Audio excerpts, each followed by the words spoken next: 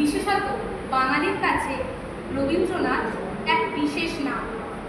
তার সর্বতোমুখী প্রতিভা ও জ্ঞানের গভীরতা তাকে বিশেষ মর্যাদায় অধিষ্ঠিত করেছে। 1268 বঙ্গাব্দের 25শে বৈশাখ এবং 7ই মে 1861 খ্রিস্টাব্দে কলকাতার জোড়াসাঁকোর সম্ভ্রান্ত ঠাকুর পরিবারে তার জন্ম। পিতা মহর্ষি দেবেন্দ্রনাথ ঠাকুর ও মাতা সারদা দেবী। প্রথাগত শিক্ষা ব্যবস্থায় রবি ঠাকুরকে বাধা যায়নি। প্রথমে ওরিয়েন্টাল সেমিনারি ও পরে নর্মাল স্কুলে ভর্তি করা হলেও তার মন বসেনি। বাড়িতে তার শিক্ষা গ্রহণের ব্যবস্থা করা হয়েছিল।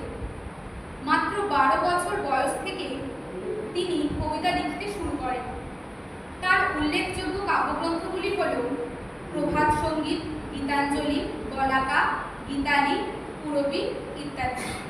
তার বিখ্যাত উপন্যাস গোরা, ঘরে বাইরে, রাজর্ষি, শেষের কবিতা ইত্যাদি।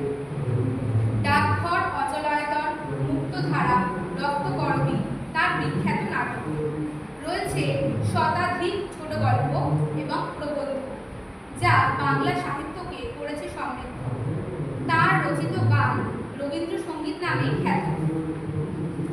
1913 সালে গীতাঞ্জলি কাব্যগ্রন্থের জন্য তিনি নোবেল পুরস্কার লাভ করেন। আমাদের দেশের জাতীয় সঙ্গীত জনগণ মন অধিনায়ক জয় হে তাঁরই রচনা। প্রকৃতির মুক্তাঙ্গনে শিক্ষালাভের জন্য তিনি শান্তিনিকেতনে প্রতিষ্ঠা করেন বিশ্বভারতী বিশ্ববিদ্যালয়।